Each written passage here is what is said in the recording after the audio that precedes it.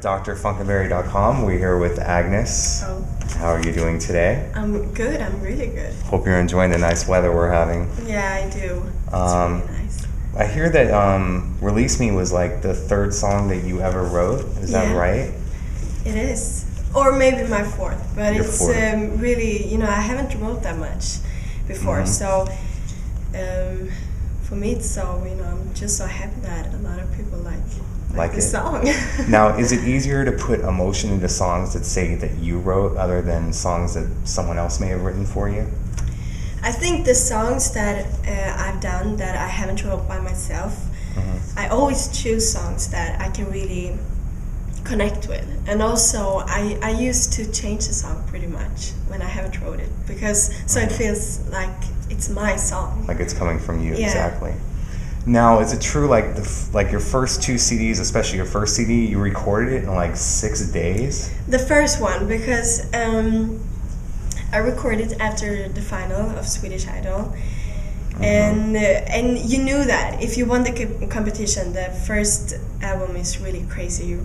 I recorded it in 6 days, so it's crazy. But That's insane. But I heard the song, I think 3 weeks before the final, so you could choose what songs you wanted to have on the album. Right. So. Now you're out of the Idol contract, and now you could have more of a choice of what you want to do. Is that right? Yeah. More freedom. Do you feel it? Definitely, because that was so important with this third album. A lot of things changed because I changed my record company and started to work with my management, and also I met Anders, the producer, and songwriter. And also I'm older and I know more what I want, and also I have people around me that understand what I want, so then it's so much easier. Keep in mind, she says she's older. She just turned 22 last month. I was 17 when I won. All grown up. She's grown up. I'm so old right now. 5 years in the industry feels like forever, though. So technically, you're kind of right. Yeah, right. Now, how was it working with Andreas producing this album? I think we just really connect, and I think the mix between what I do and what he is doing, I think it was really good. And he's just, he's such a nice guy. And also Sharon Wan, who wrote the lyrics. We sit down for hours and just, talked about my life and my experience, and I just love to work with them. Right. And Release Me has been huge overseas and is still doing well over here in the U.S. In fact, they just released some new remixes from Jason Nevins that's been hitting the clubs quite well. But the follow-up it's going to be I Need You Now, right? I don't know. We haven't decided that. Okay. So I don't know that yet. Okay. So no follow-up. Now, I saw an interesting quote on you that sometimes when you talk about love, it's not exactly about a boy. It could be family or friends, because that's like more important people in your life. Is that true? And I have a boyfriend, and he's really important for me. But She made sure to say that. Yes, and we're all very sad. What I mean is that I have a lot of songs that is about love. Right.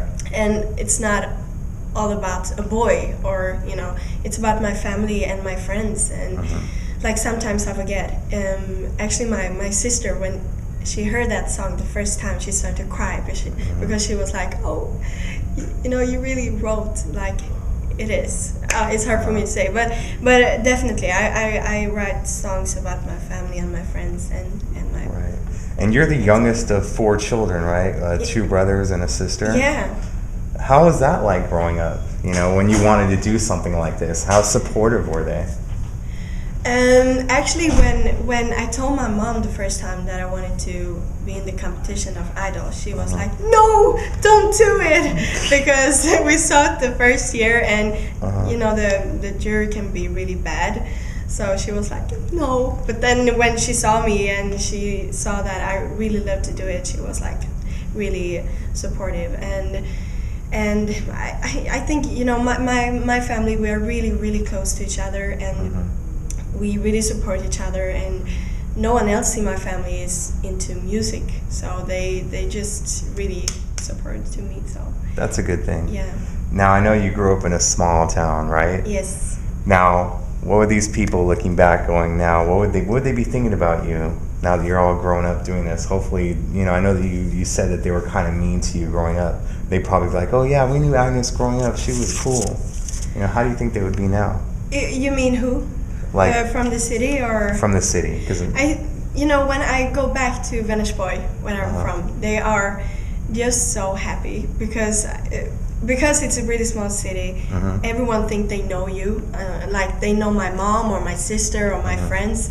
So when I come home, everybody's like, oh, hello, and they're making like Agnes cookies. So it's really that is creepy in one way, but they are really Agnes flowers. Agnes Nice. flowers. Yeah. Nice. Yes. Yeah. So. They are really supportive. That's good. Now, is it true? I read this too. I want to make sure that you learned how to play the violin. Yeah.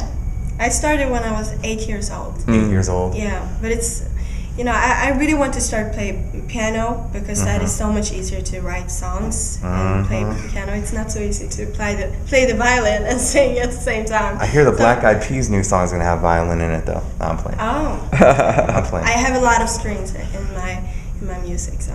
Now, did you ever learn how to play piano? No, I don't know how to play. Yeah. So I really want to learn. Yet. And growing up as well, you used to listen to Whitney and Beyonce and try to hit the high notes that they hit. Yeah, I remember when I came home from school, I just put on like I Will Always Love You with Whitney Houston, like really high volume, and I was like, I think she can hit the high note, as you just saw on that. Now, in the CD that's going to be released in the U.S. later this year, is it going to be called Dance Love Pop? We haven't decided You that haven't either. decided that either. Okay. I was just curious because I saw it, but I wasn't sure if that was coming up. And I know that you have an upcoming show in Palm Springs, another gig in August 4th. Yeah. Is there anything else that's going to be happening that you know of yet? I'm going to be here in the end of this month and just doing a lot of promotion and TV and radio and but I know Palm Springs. That is going to be a huge thing. The white I party. have been there before, and people tell me that it's going to be so that's when fun. Palm Springs is usually popping, is for that time of year for the white party. Yeah. And you're performing, headlining. Is there anyone, like, say, in the industry that you would want to perform with at all? Open field, they go, who would you want to choose? Who would you want to pick to work with or perform with at all? I would love to work with will.i.am and with Pharrell. I think they're great. They're great. You'd want to be produced by them. Anything, like, lastly, that you want to see your fans and people that are watching us on DrFunkenberry.com right now?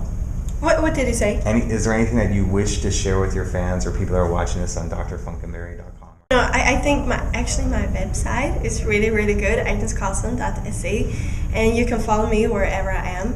And yeah. Okay. Well, thank you very much, Agnes, for your time. Release Me Right Now is on the playlist of the front page of DrFunkenberry.com, so you can listen to it. And I guarantee you, you're going to be hearing a lot more from Agnes this year and for many years to come. Thank you so much for your time. Thank you. I love your ring. Oh. All right, everyone. Nice. Thank you. I'm not in control, so let me go. Release.